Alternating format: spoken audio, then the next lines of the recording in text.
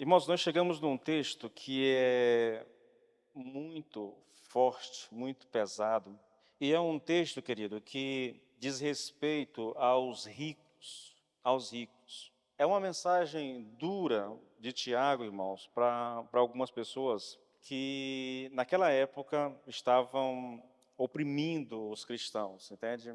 Essa não é uma mensagem, irmãos, contra a riqueza, não é uma mensagem contra quem tem dinheiro. É uma mensagem, querido, que ela visa aqui, na verdade, alcançar aquelas pessoas que adquiriram ou estão adquirindo riquezas de maneira ilícita, entendeu? De maneira ilícita. Então é muito importante que ao ouvir a mensagem você realmente tenha esse discernimento, não é? Não é pensar que Deus é contra os ricos, todos os ricos. Não é, irmãos, não é. Às vezes eu vejo algumas pessoas na igreja falando sobre isso, entende? Alguns irmãos, alguns pastores, que não entendem, querido, esse ensino da palavra de Deus. Irmãos, em nenhum lugar da Bíblia está escrito que um crente não possa ser rico, está escrito que um crente não possa ter riquezas. Em nenhum lugar da Bíblia, querido, existe isso, tá bom? O que a Bíblia condena de ponta a ponta é o amor às riquezas, né? E por causa desse amor à riqueza, ao dinheiro, o homem é levado a tentar adquirir riquezas de maneira ilícita. E é o que nós temos aqui no nosso texto, tá bom? Então eu vou tentar expor o texto, querido, me atendo exatamente ao texto, tá? Ao que está aqui. Adiantando algo aqui que é para ser dito no final, nós não temos na igreja nenhuma pessoa que se encaixe naquilo que vai ser dito aqui, tá? Eu tenho consciência disso. Nós não temos pessoas ricas nesse sentido aqui na igreja. Mas é bom que você entenda, querido, que o princípio aqui não é só voltado para quem são, para as pessoas ricas e que adquiriram as suas riquezas de maneira ilícita. Pode ser que uma pessoa não seja rica, mas ela tenha no coração esse amor ao dinheiro, né? E esse amor ao dinheiro pode ser que faça, que leve essa pessoa a agir dessa maneira lá no futuro.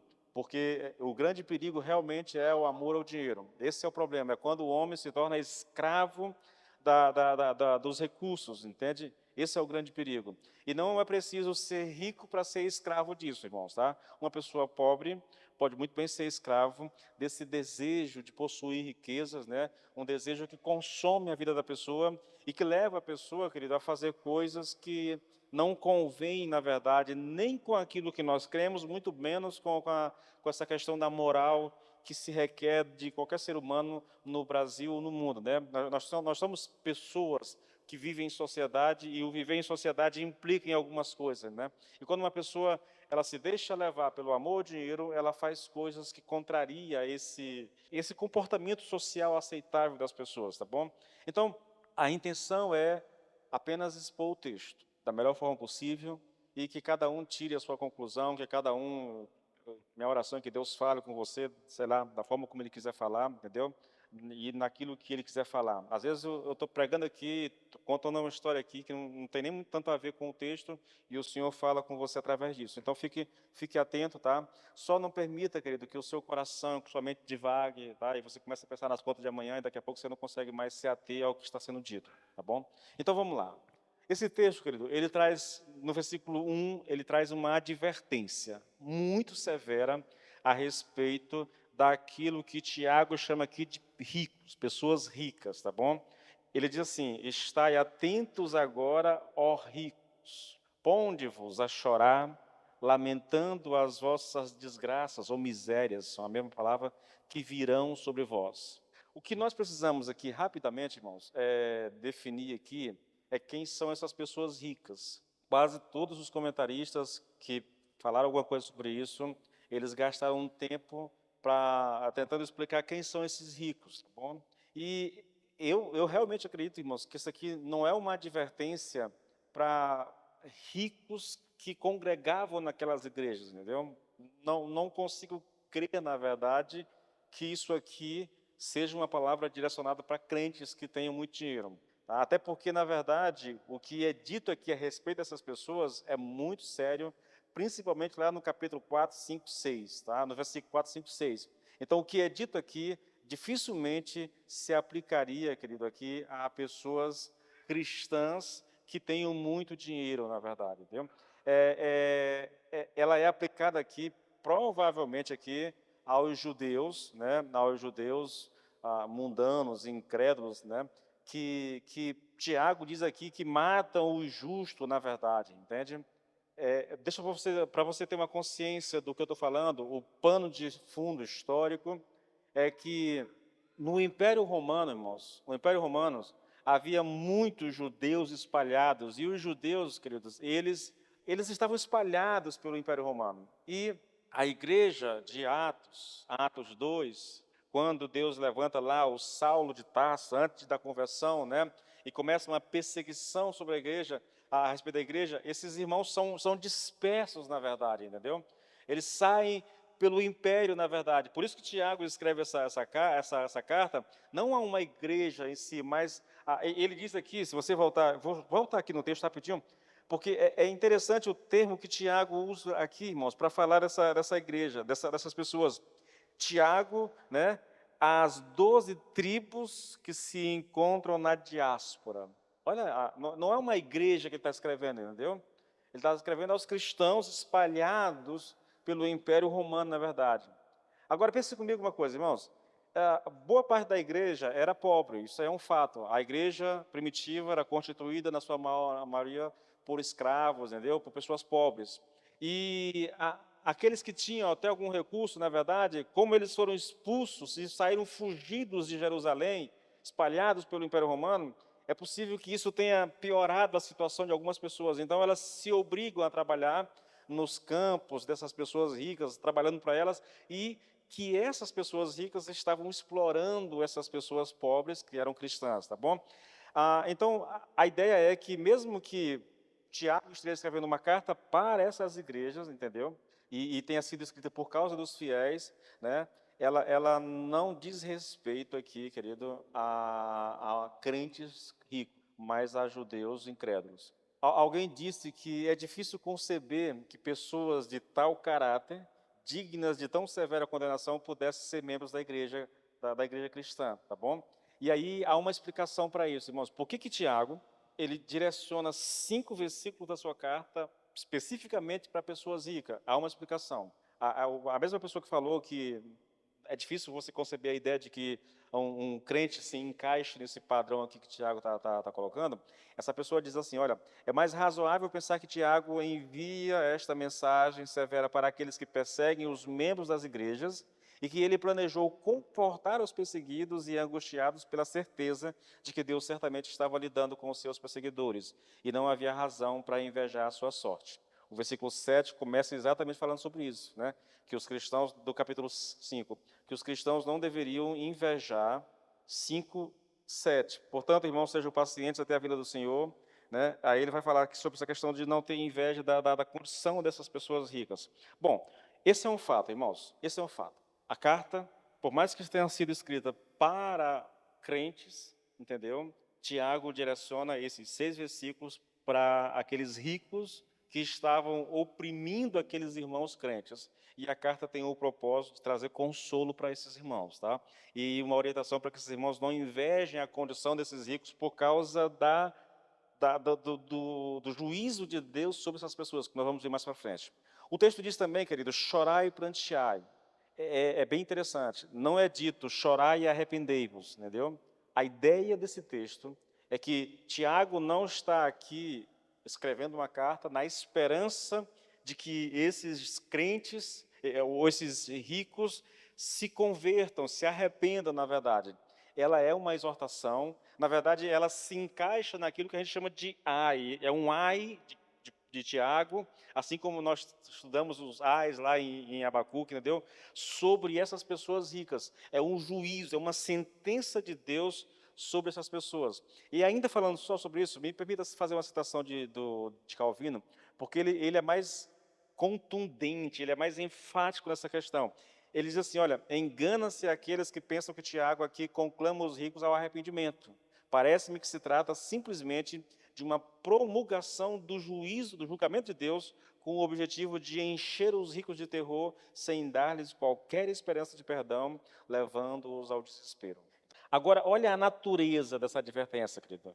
E quando eu digo natureza, eu quero fazer aqui, e Tiago faz aqui, uma descrição da sentença de Deus sobre essas pessoas. Os versículos 2 e 3, irmãos, olha.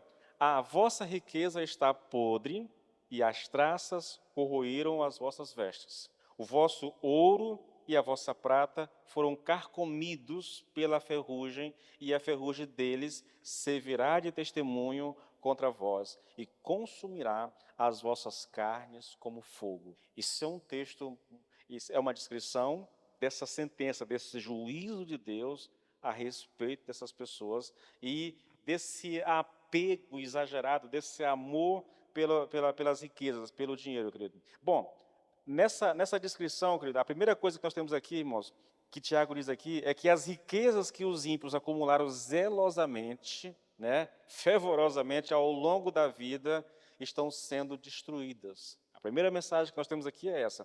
Porque naquela época, você percebe aqui que Tiago cita 3 coisas como riqueza: roupas, ouro e prata, entendeu? É muito parecido com um texto que a gente vai talvez ler mais tarde, lá em Mateus 6, quando o Senhor fala exatamente disso também, entendeu? Então, olha só, é uma descrição do juízo de Deus sobre essas pessoas. E aqui a ideia é exatamente essa, que aquilo que eles levaram tempo e fizeram com tanto zelo, na verdade, para acumular as suas riquezas, essas riquezas acumuladas, elas estão sendo destruídas, na verdade. As riquezas aqui, querido, dos ímpios, ajuntadas aqui, entesouradas cuidadosamente, né? Essa riqueza, do ponto de vista da eternidade, do ponto de vista de Deus, elas estão apodrecidas, elas estão corroídas, na verdade. Veja, é a maneira como Deus olha para o dinheiro ajuntado ou adquirido de maneira ilícita, na verdade. Não tem valor, irmãos, não tem valor. Quando um homem ajunta dinheiro dessa forma, aos olhos de Deus, querido, isso não tem nenhum valor. Na verdade, Provérbios fala de uma coisa interessante, onde ele diz assim, que olha, as riquezas de nada aproveitam no dia da ira. De fato, essa palavra de Tiago aqui é uma sentença a respeito do que vai acontecer com esses judeus logo depois, porque no ano 70, isso aqui acho que é ano 40 e alguma coisa, no ano 70 os judeus, o Império Romano vai invadir a terra de Jerusalém, de Judá, de Israel, né? E vai destruir praticamente tudo, mas é uma mensagem que também vai apontar, querido, para um dia do julgamento, tá? Eu vou falar disso mais tarde, na verdade. A ideia aqui é simples, irmãos. Olha, vocês estão adquirindo, vocês estão entesourando, mas há uma pergunta é feita a vocês. O que dará o homem em troca da sua alma? Lembra muito, querido, o texto que está nos evangelhos, do homem que fez lá a sua plantação, quando ele viu ali o resultado ali daquilo que ele plantou, ele pensa assim, olha, meus celeiros são pequenos, o que eu vou fazer, na verdade, para juntar tudo que eu tenho, né? Aí ele pensou, vou derrubar, vou fazer celeiros maiores, né? E vou entesourar, vou guardar tudo. Ele fez exatamente isso. Derrubou os seus celeiros, construiu celeiros maiores, né? E quando ele colheu tudo, que ele olhou para o que tinha, aí ele se orgulhou, aí ele diz assim, olha, agora a minha alma está tranquila, agora ela pode beber, agora ela pode se divertir, agora ela pode curtir a vida, porque a aposentadoria está garantida. Aí o texto diz que o Senhor vem e diz àquele homem, louco, essa noite tua alma vai ser requerida. O que tu tens, para quem será? Ou para que serve, na verdade, tudo que você tem? É mais ou menos essa a ideia que Tiago está transmitindo aqui, irmãos. A segunda descrição que ele faz aqui a respeito dessas riquezas, querido, é que a riqueza mal adquirida testemunhará contra os seus próprios possuidores. Nicodemos diz uma coisa interessante. Ele diz aqui que Tiago está dramatizando o julgamento dos ricos e ímpios e que ele personifica a ferrugem como uma testemunha de acusação. A ideia aqui, querido, a ideia de coisas servirem aqui de testemunha é algo muito comum no Velho Testamento. Eu anotei um texto aqui, eu li isso aqui agora recentemente, acho que quinta-feira da semana passada, né? Lá no finalzinho do livro de Josué, quando ele está praticamente se despedindo do povo, né? Está próximo de morrer, na verdade. Ele reúne o povo e desafia o povo a servir a Deus ou outros deuses lá. Aí ele diz uma coisa interessante. Versículo capítulo 24, versículo 27. Então Josué disse a todo o povo: eis que esta pedra nos será testemunha, pois ouviu todas as palavras que o Senhor tem nos dito. Portanto, será testemunha contra vocês, para que não mintam aos Deus de vocês. Então, ele está ali, forçando, na verdade, ali o povo, exortando o povo, né, que se decida entre Deus ou, sei lá, um outro Deus que eles queiram servir, na verdade. Aí o povo diz: não, nós queremos servir a Deus. Aí ele faz uma advertência: olha, se vocês quiserem servir a Deus e vocês depois abandonarem o Senhor, isso vai ter problema para vocês, o Senhor vai castigar vocês. E o povo diz: não, nós queremos é servir a Deus e tal. Aí ele toma uma pedra como testemunha. Isso acontece muito no Velho Testamento, irmãos. Objetos, coisas como testemunho, na verdade. E é mais ou menos essa linguagem que Tiago está usando aqui, entende? É mais ou menos essa linguagem aqui. O seu ouro e a sua prata estão enferrujados, e essa ferrugem será testemunha contra vocês.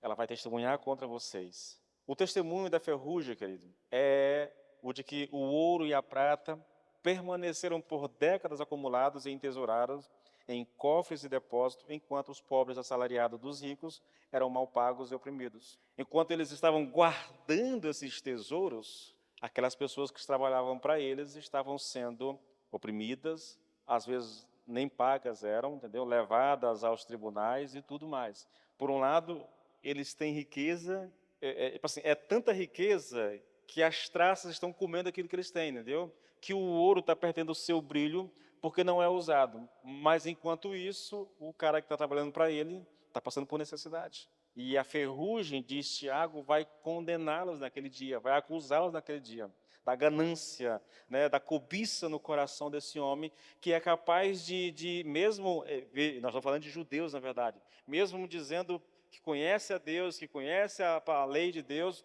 e está olhando para o seu irmão passando necessidade, com os tesouros cheios, e eles não é capaz, não só não se compadece para não ajudando, mas ainda assim está tirando até o que ele não tem para si, entende? Nós vamos falar disso ao longo do texto, irmãos. Isso é muito parecido, querido, com aquilo que Jesus fala em Lucas 16, lá no versículo 19, quando ele fala do Lázaro e do rico. Olha a semelhança, olha. Jesus disse: havia um homem rico que se vestia de púrpura e linho fino e vivia sempre cercado de luxos. À sua porta, um mendigo coberto de feridas chamado Lázaro.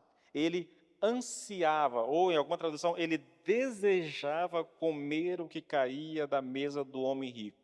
Ele não comia, ele apenas, o cara era rico, podre de rico, mas ele não dava nem sequer as sobras da comida, ele era capaz de dar para o cara que está lá passando necessidade na porta, na sua calçada, entendeu?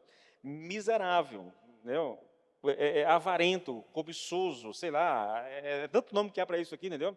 Ele não tem compaixão. Irmãos, quando a gente lê o Novo Velho Testamento e você vê a orientação de Deus em relação ao seu povo, como é que deveria ser tratado os mais pobres, é interessante, querido, porque quase todos os mandamentos de Deus visa proteger o pobre, entendeu? Você trabalha a cada 6 anos, no 7º ano você perdoa as dívidas, entendeu? Você libera o pobre que era o teu escravo. Tem lá o Pentecoste, não, a cada 50 anos quem se vendeu, quem vendeu suas terras, recebe tudo de volta, na verdade. Então, há muitos textos no Velho Testamento dando essa garantia daquele que não tem condições de ter o que é seu de volta, porque se vendeu, porque foi escravo, alguma coisa dessa natureza. Há uma preocupação de Deus muito grande com o pobre. Quando eu preguei sobre capítulo 2 aqui, falando dessa questão aqui, eu falei, Deus tem uma certa queda por pessoas pobres, irmãos. Ele se compadece mais delas, entende? Então, a gente percebe isso aqui. Homens ricos, muito ricos, mas que não há generosidade, não há compaixão, mesmo sabendo que o cara que está ali na porta dele é seu irmão, entendeu? É seu conterrâneo, na verdade. E a terceira descrição aqui, irmãos, que Tiago faz aqui, é que as misérias vão surgir exatamente das coisas em que eles depositaram a sua felicidade. Olha o texto novamente, irmãos. Eles depositaram a felicidade nas riquezas, que eram roupa, ouro e prata, entendeu? Mas olha o que Tiago diz. O vosso ouro e a vossa prata foram carcomidos pela ferrugem, e a ferrugem dele servirá de testemunho contra vós, e consumirá as vossas carnes como fogo. Soa estranho, né? Tiago está dizendo que a ferrugem do ouro e da prata, que estão acumulados há muito tempo, vai consumir as carnes como se fosse fogo. É o que ele está dizendo, tá bom? Olha isso, irmãos. Eles acham que estão armazenando tesouro para dias futuros, para viverem deliciosamente sobre quando forem velhos, né? Estão preocupados com a aposentadoria e uma vida tranquila, na verdade, mas, na verdade, eles estão apenas armazenando tesouros para se tornarem presas dos outros. Essa ideia de se tornar presa, de armazenar tesouro para se tornar presa dos outros, querido, isso tem a ver, porque, repetindo, se eu não me engano, isso aqui é 40, 44, depois de Cristo. No ano 70, o Império Romano, né, o exército romano invadiu Jerusalém, invadiu toda Judá, na verdade, entende? E todos aqueles que eram ricos naquela época perderam absolutamente tudo. Irmãos, eu acho que não há nenhuma descrição melhor daquilo que aconteceu nesse período, como aqui nós temos um livro de Flávio José, a História dos Judeus. É um livro, é uma espécie de Bíblia, entendeu? Ele conta a história do Velho Testamento todinho pela perspectiva dele. O Flávio José foi um historiador judeu que está contando a história do seu povo, né? E aí, quando chega nessa parte aqui, ele passa a descrever o que acontece quando o Império Romano ataca a terra de Israel, entendeu? Ele vai atacando tudo até chegar em Jerusalém. Aí ele vai descrever o cerco em Jerusalém e a miséria e a fome. Irmãos, é uma das coisas mais grotescas que eu já li na minha vida, sabia? De perversidade, de maldade do ser humano. E aí todos os estudiosos dizem que a terra de Israel, ela não foi destruída por causa da força do Império Romano. Ela foi destruída por causa da perversidade do coração dos judeus. É um negócio interessante. É um juízo de Deus sobre aquele povo realmente. Então, aquilo que eles estavam armazenando, em pouco tempo seriam tomados deles pelo Império Romano, querido. Mas também, irmãos, isso aqui não está apontando apenas para aquela situação. Isso aqui aponta para uma realidade que será plena no juízo de Deus, quando Cristo voltar a esse mundo e julgar, principalmente os judeus, entende? A ideia aqui, querido, é que os ricos que adquiriram suas riquezas de maneira ilícita, o problema todo é só esse, entendeu? Repetindo, que fique bem claro, não há problema em alguém ser rico, não há problema em alguém trabalhando, se esforçando, entendeu? Planejando, ser bem-sucedido na vida, isso é bênção de Deus, na verdade. O problema aqui, irmãos, é quando a pessoa ela ama o dinheiro, e porque ela ama ao dinheiro, ela não tem, assim, ela não tem limite do que é capaz de fazer para poder ter aquilo que ela deseja. E aí nós estamos falando aqui de riquezas ilícitas, riquezas mal adquiridas, na verdade. Então, a ideia do texto é que os ricos aqui adquiriram suas riquezas de maneira ilícita, serão julgados e condenados ao fogo eterno. E o combustível que alimenta esse fogo é a própria ferrugem do ouro e da prata que acumularam durante décadas, à custa dos salários dos pobres. Mais uma vez eu cito Nicodemos, porque ele diz assim, irmãos, olha, o quadro apresentado aqui é terrível e não oferece qualquer esperança de misericórdia ou perdão, mas de juízo certo e irrevogável. Não só não oferece esperança de misericórdia e perdão, mas sugere uma ironia macabra. Qual é essa ironia? Essas pessoas passaram a vida toda alimentando aquilo que os haveria de destruir pela eternidade afora. Entende? Toda a dedicação que eles tinham em entesourar para o futuro, entendeu? Toda a atitude perversa e muitas vezes maligna de acumular bens, querido, era gente, isso é muito interessante, irmãos. Esses bens que elas acumularam dessa forma estão alimentando aquilo que vai destruir eles um dia. É por causa desse amor ao dinheiro, é por causa desse apego às riquezas que esses homens se afastam completamente de Deus, trazendo condenação sobre si. E no dia que eles estiverem diante do Senhor, eles serão condenados, querido.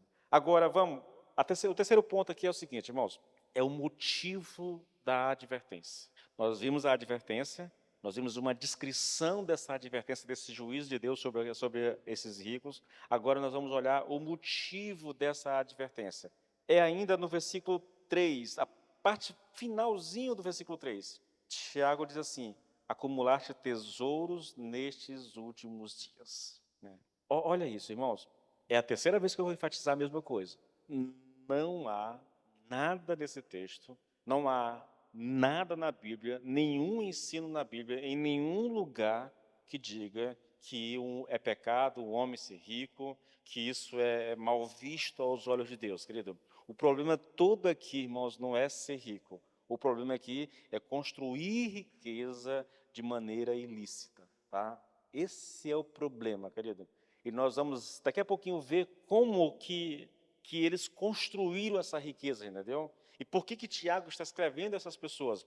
Mas antes disso, é interessante chamar sua atenção aqui para essa expressão que Tiago usa aqui, últimos dias.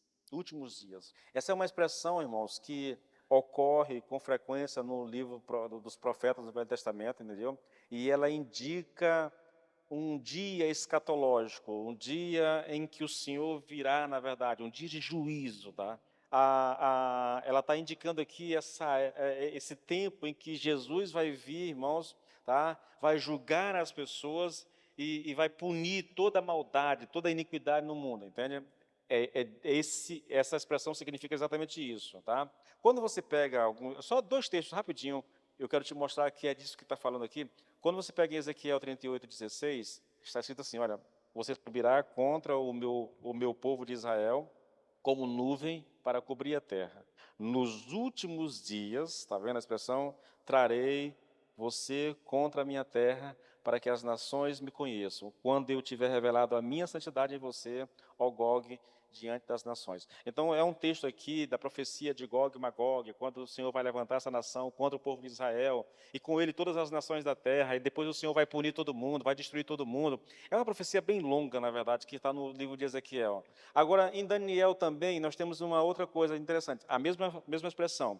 Daniel 2:28, mas há um Deus no céu que revela os mistérios, pois fez saber ao rei Nabucodonosor o que vai acontecer nos últimos dias. Isso aqui é um texto, né? Capítulo 2 aqui é quando o rei tem a visão lá, né? A visão da estátua, né?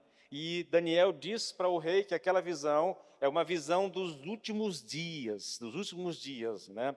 Agora, irmãos, quando a gente pega essa expressão, os últimos dias, no Novo Testamento, querido, ela se refere ao período que foi inaugurado com a vinda de Jesus Cristo e que se encerrará na segunda vinda. Veja, uma é a descrição, é o entendimento que nós temos no Velho Testamento a respeito dos últimos dias. É o dia de juízo de Deus. É o dia em que o Senhor vai punir toda a maldade no mundo. Quando chega no Novo Testamento, esses últimos dias são interpretados da seguinte forma: ele diz respeito à vinda de Cristo, né? Na verdade, os últimos dias é um espaço de tempo que vai da primeira vinda de Cristo à segunda vinda de Jesus Cristo. Deixa eu só te mostrar aqui dois textos, muito rapidamente. Atos 2:16 e 17.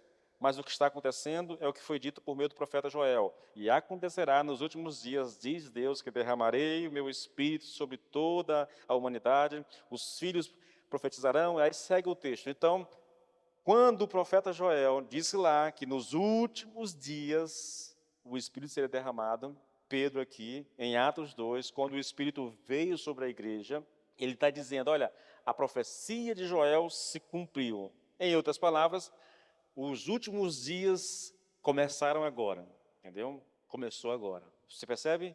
Aí isso vai se estender até a volta de Cristo. Então, nós estamos vivendo os últimos dias. Eu sei que já fazem 2000 anos isso, mas nós estamos vivendo os últimos dias, tá?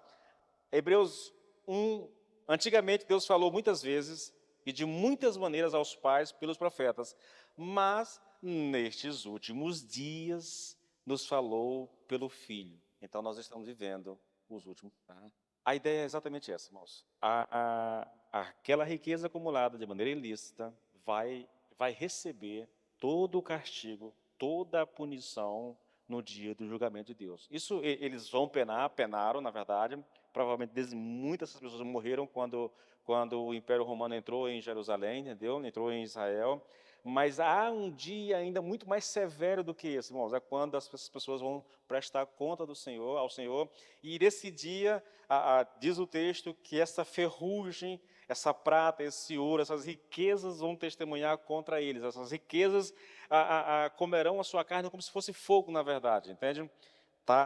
Há um dia de juízo que aguarda essas pessoas, há um dia de juízo para aqueles que põem a sua esperança nas riquezas, que põem a sua esperança nos recursos materiais. Irmãos, isso é uma coisa muito séria que a gente deveria repensar muito, querido. Porque há uma tendência e há uma facilidade muito grande no nosso coração para confiar nas riquezas, entendeu? Para confiar nos bens. Aqui, querido, eu concordo numa coisa com quando o Nicodemos diz aqui que o ponto de Tiago aqui, irmãos, é que os ricos, eles estavam andando na contramão da história da redenção, né? Eles gastaram a sua vida acumulando riquezas sem perceber o significado escatológico do momento em que viviam, né? Eles estavam vivendo os últimos dias, essa é uma descrição escatológica, entendeu? Mas eles, mesmo, escute isso, irmão, mesmo presenciando tudo o que aconteceu com Jesus, lá em Jerusalém, morte, crucificação, depois a ressurreição de Jesus, na verdade, entende? O levantamento da igreja, mesmo com tudo isso acontecendo, tudo isso era profético, tudo isso tinha sido anunciado no Velho Testamento, e essas pessoas, por causa da paixão, do amor pelo dinheiro, eles não se deram conta daquilo que estava acontecendo, entende? E ignoraram completamente a Deus, ignoraram completamente a palavra de Deus e continuaram na sua ânsia por acumular tesouros, irmãos. Agora, e essa é a parte final, eu queria falar sobre essas riquezas mal adquiridas, irmãos. E aqui nós temos aqui, querido, Tiago apontando para nós a maneira como essas pessoas adquiriram essas riquezas. Lembre-se, esse é o ponto da mensagem. Esse é o ponto da mensagem, tá? O problema não é adquirir. O problema é como você adquire. O problema não é ser rico. O problema é como é que você se tornou alguém rico.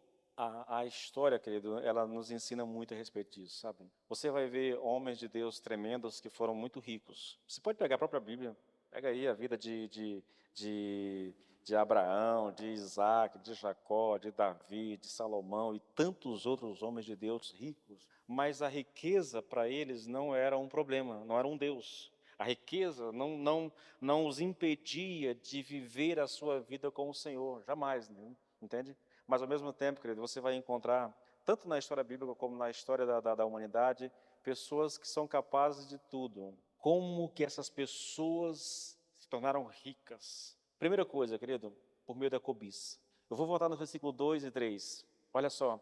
As suas riquezas apodreceram e as suas roupas foram comidas pelas traças. O seu ouro e a sua prata estão enferrujados, e essa ferrugem será testemunha contra vocês e há de devorar como fogo o corpo de vocês.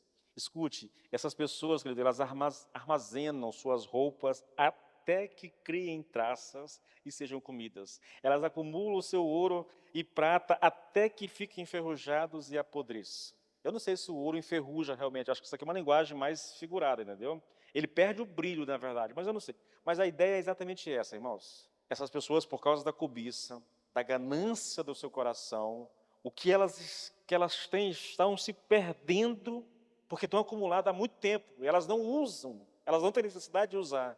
Enquanto que ela tem pessoas trabalhando para elas, passando fome, entendeu? E mais, irmãos, você vai perceber aqui, eles estão explorando e oprimindo essas pessoas para enriquecer cada vez mais, para guardar cada vez mais, entendeu? Aqui nós temos uma grande lição a respeito da riqueza, irmãos. Deus nos dá posses terrenas, querido, para que nós possamos honrá-lo e fazer o bem com elas. Mas se em vez disso, irmãos, nós as acumulamos de forma pecaminosa por meio de um apego indevido a elas ou uma desconfiança da provisão de Deus para o futuro, isso é uma transgressão abominável diante de Deus. A riqueza, irmãos, ou os recursos que Deus nos dá, Ele não dá para que a gente se apegue a isso de forma... Eu lembro de pessoas, querido, que eu ouvia demais, né? Meu carro, só quem anda nele sou eu. Não tenho coragem de dar meu carro para alguém andar. eu fico assim, meu Deus do céu, que coisa mais louca é essa? Conheci gente assim, meu carro não anda não. Sei lá se ele vai bater esse carro, sei lá se vai fazer isso. É lógico, né? Quem estava no nosso retiro aqui sabe, lembra lá do Romildo, da história do Romildo. Comprou um carro zero, deu para o cara trabalhar. No primeiro dia de serviço, ele bate o carro e ele tem que arcar com o prejuízo. Mas, querido, entre eu ser cuidadoso e se apegar a um bem dessa forma, irmãos, há um universo, na verdade, tá? Então, a segunda característica, a segunda maneira dessas pessoas enriqueceram, foram oprimindo as pessoas. Versículo 4, irmãos. Eis que o salário dos trabalhadores que ceifaram as vossas lavouras e que vós retivestes com fraude, está clamando, e os gritos dos ceifeiros chegaram aos ouvidos do Senhor dos Exércitos. Olha que texto interessante, irmãos. O texto diz que o salário dos trabalhadores está clamando. Não são os trabalhadores. O texto diz que é o salário, está clamando, e que esse clamor chegou, na verdade, os gritos dos ceifeiros chegaram aos ouvidos do Senhor. Essas pessoas aqui, irmãos, e aí eu cito aqui o Matthew Henry, ele diz o seguinte, olha, os que têm riqueza em suas mãos concentram poder nelas, e então eles são tentados a abusar do poder, né, para oprimir as pessoas, para maltratar as pessoas, querido. Aquelas que estão sob ordem, aquelas que estão trabalhando para elas, na verdade. Tem poder nas mãos, irmãos. Isso é muito interessante, querido. Por causa do poder que elas têm, é provável que essas pessoas tenham feito, e eu estou citando ainda Matthew Henry, essas pessoas tenham feito acordos opressivos para os pobres, e mesmo assim, depois não cumpriram aquilo que acordaram com essas pessoas. A ideia é, irmãos, essas pessoas, elas estavam acumulando riquezas às custas do trabalho forçado daqueles que trabalhavam nos seus campos. E não só, veja que coisa interessante, eles estavam fraudando as pessoas que trabalhavam para ela. Esse Matthew Henry, ele diz aqui que talvez isso, tipo assim, essas pessoas fizeram algum acordo com os pobres, entendeu? Tipo assim, trabalha e não paga o salário. Não vai falar sobre isso aqui. Trabalha e eles retêm o salário. Aí depois vão negociar. Negociam e mesmo assim eles não pagam ainda aquilo que foi negociado. É uma forma de fraudar o salário do trabalhador. É uma maneira de enriquecer ilicitamente, entendeu? Oprimindo as pessoas que trabalham para ela. Isso, você sabe que isso é muito comum hoje, né, querido? É uma realidade que é bem interessante. Agora, uma coisa mais que é dita aqui, irmãos, é que esse tipo de pecado aqui, querido, esse tipo de iniquidade, ela é tão perversa que ela alcança os ouvidos de Deus. E há uma coisa interessante aqui, o texto aqui, Tiago descreve aqui o Senhor dos Exércitos. É Kyrios Sabaoth. Kyrios Sabaoth. É uma expressão que é usada no Velho Testamento, irmãos, quando o povo de Deus era indefeso e queria proteção, entendeu? E quando os inimigos eram mais numerosos. Então está lá o povo de Israel, cercado de inimigos por todos os lados, mais poderosos do que eles, e eles clamam a Deus, né? É Jeová Sabaoth, né? Acho que é o nome que é dado para isso, entendeu? É aquele que luta pelo seu povo, é aquele que protege o seu povo, que guarda o seu povo daqueles que são mais poderosos do que ele, na verdade. Então, Tiago descreve Deus dessa forma aqui. É como se ele estivesse dizendo assim, olha, Deus sabe a realidade de vocês, Deus conhece a realidade de vocês, e Ele vai lidar com essas pessoas. Irmãos, isso é um negócio muito louco. O salário está clamando, os pobres estão gritando, porque estão trabalhando, mas não estão recebendo aquilo que é digno do trabalho deles. Quando você pensa nisso e você vai para o Velho Testamento, eu falei a vocês, a Bíblia fala muito sobre isso. Olha Deuteronômio 24, 14 e 15, olha. Não oprima o empregado pobre e necessitado, seja ele um dos seus compatriotas ou um estrangeiro que está morando na terra e na cidade onde você vive. Pague-lhe o salário no mesmo dia, antes do pôr do sol, porque ele é pobre e a vida dele depende disso, para que ele não clame ao Senhor contra você e você seja culpado de pecado. Jesus Cristo conta uma parábola de um homem que ele sai de manhã e contrata algumas pessoas, combinam um denário. Depois ele sai às 9, depois ele sai meio-dia, depois ele sai às 3, depois ele sai às 5. Tá. Quando termina o dia, o que ele faz? Ele reúne todo mundo e vai pagar o salário de todo mundo, entendeu? Isso era lei em Israel, irmãos. O judeu sabia disso. Alguém que está trabalhando contratado, não é um escravo, ele está trabalhando contratado, entendeu? Então ele trabalha o dia todo, no final do dia, ele recebe o salário daquele dia. Por quê? Porque é uma pessoa pobre, entendeu? Aquele salário daquele dia vai colocar o pão na mesa no dia seguinte, entende? Então, a ordem é, irmãos, você vai ver isso aqui no Velho Testamento, a ordem é, se você trabalhou e não recebeu, se essa pessoa orar ao Senhor, a Bíblia diz, Deus vai ouvir essa oração. E Deus vai lidar com a pessoa que fez isso. Entende? É algo assim curioso. Repito, irmão, é Deus que tem um cuidado muito especial com pessoas pobres. É Deus que guarda essa pessoa, é Deus que protege. Irmãos, se você prestar atenção, basta uma oração para que Deus responda. O texto é usado num tom de ameaça. Olha, se trabalhou para você, querido, no final do dia, pague a diária. Não retenha esse salário, porque ele precisa disso para viver. E se você reter por algum motivo e ele orar a mim, eu vou atendê-lo. É muito claro, irmãos, eu vou atendê-lo. Entende? E era exatamente isso que esses judeus ricos estavam fazendo com esses irmãos pobres, que também eram judeus. Tá? Que também eram judeus. Eles estavam oprimindo o povo, irmãos, oprimindo o povo, retendo com fraude o salário deles. A próxima maneira de enriquecer aqui, querido, é sendo egoísta. E eu vou descrever isso aqui, tá bom? Mas olha o versículo 5. Tendes vivido regaladamente sobre a terra, tendes vivido nos prazeres, tendes engordado o vosso coração em dia de matança. Ou vou pegar esse texto aqui numa tradução mais contemporânea, que é a Nova Bíblia Viva.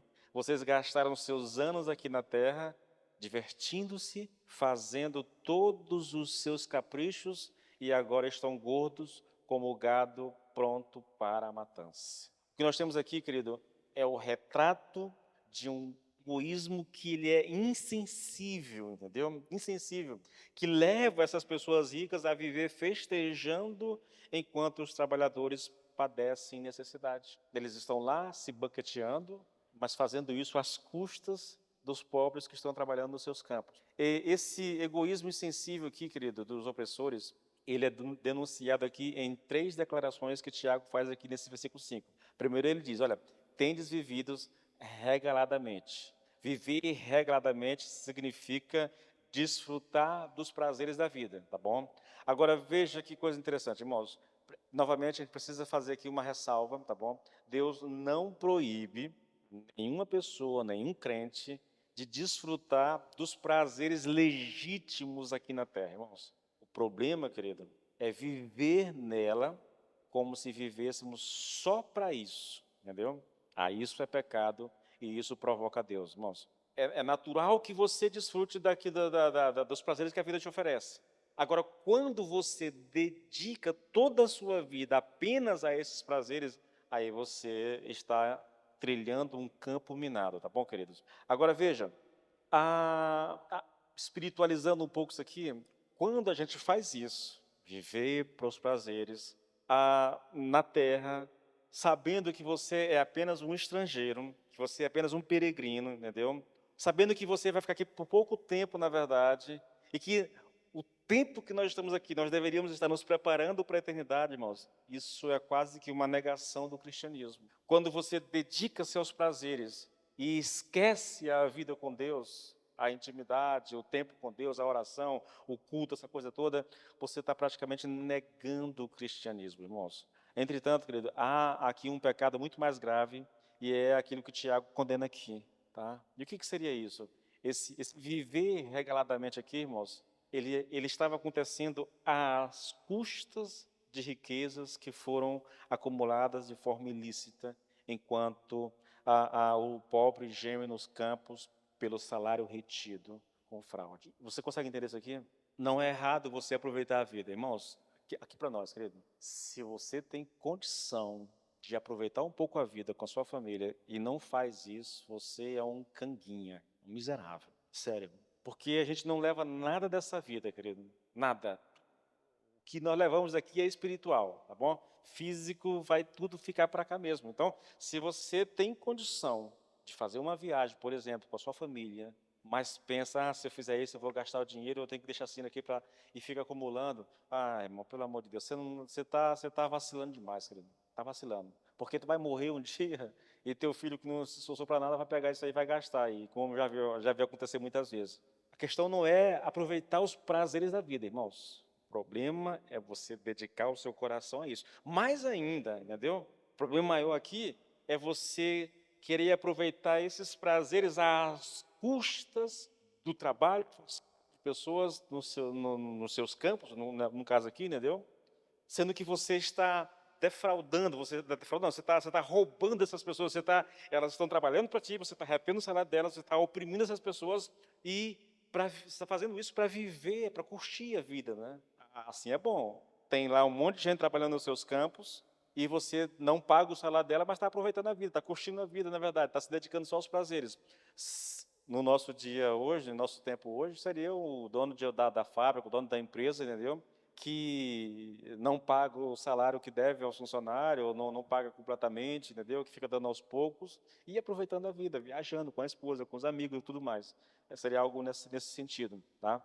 Então, querido, essa é a primeira linguagem essa primeira manifestação desse egoísmo aqui é exatamente isso, entende? É essa busca pelos prazeres, essa dedicação pelos prazeres da vida, em detrimento do trabalho escravo nos seus campos. A segunda aqui é a seguinte: Tiago diz: tendes vivido nos prazeres. Nos prazeres.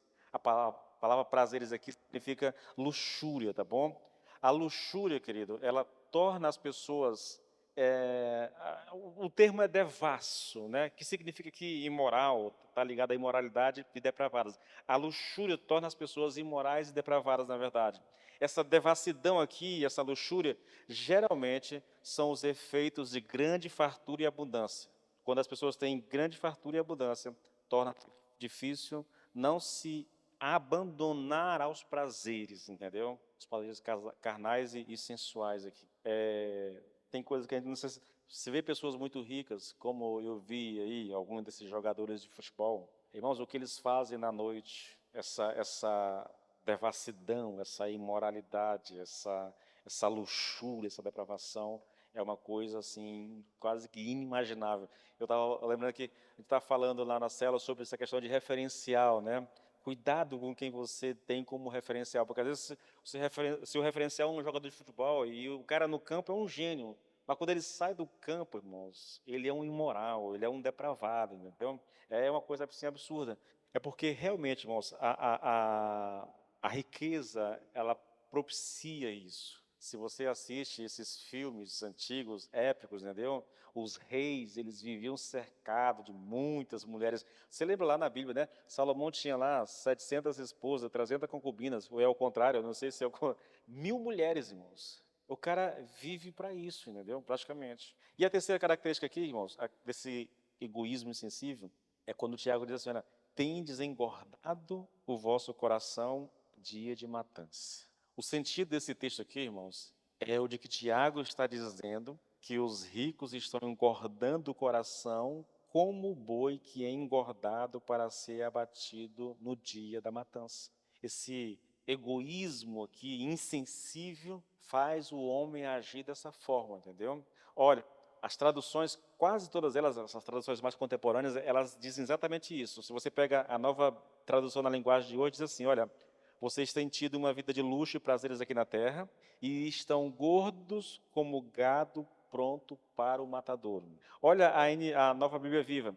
Vocês gastaram seus anos aqui na terra se divertindo, satisfazendo todos os seus caprichos e agora estão gordos como gado pronto para a matança. É a mesma coisa. A nova tradução, a NVT diz assim, olha, vocês levam uma vida de luxo na terra, satisfazendo seus desejos e engordando a si mesmos para o dia do abate. Esse dia da matança aqui, querido, tá?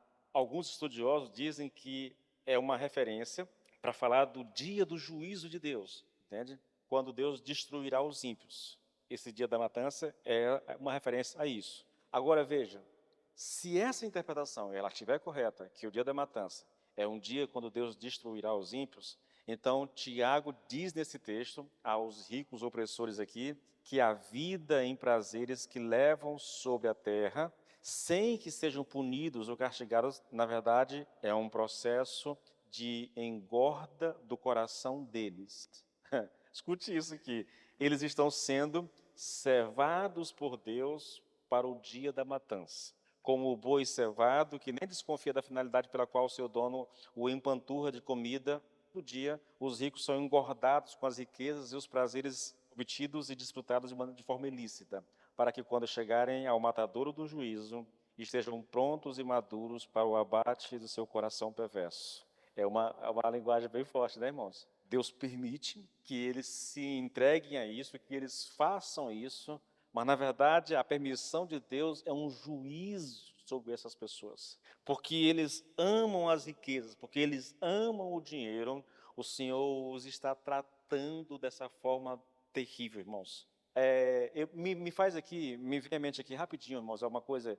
O autor do Salmo 73, que dizem que é Asaf, parece, que ele quase se desviou dos caminhos do Senhor por causa do que ele viu, né? Ele era um homem de Deus, passando por crise e por lutas, mas ele olhava o ímpio, que zombava de Deus, rico. Tipo assim, tudo que eles fazem dá certo, tá abençoado, a família abençoada, as pessoas recorrem a eles para pedir conselho. E quando o salmista olha para isso tudo, ele entra em choque, irmãos, com aquilo que está vendo.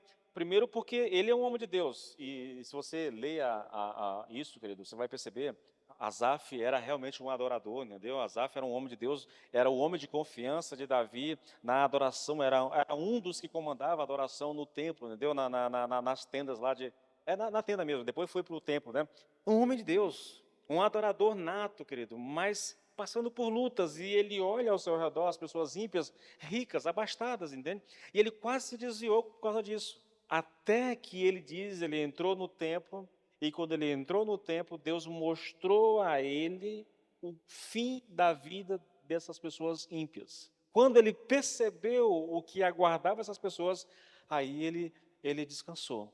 Aí aquela opressão toda, aquele peso todo saiu das suas costas, porque ele entendeu o fim daquelas pessoas.